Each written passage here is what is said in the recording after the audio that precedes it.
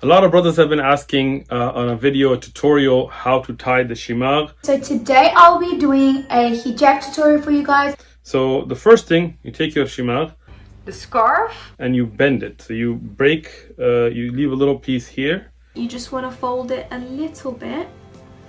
You make sure you get the corner, you put it behind you, like so. and you bring it with the sides backwards.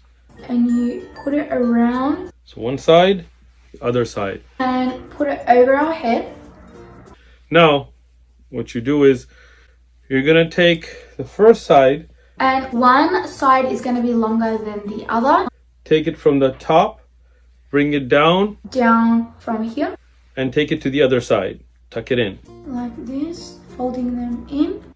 Then you go back for your other side, bring it up from up top. And then just turn it over as well. Bring it down. Down from here. And then take it back up top.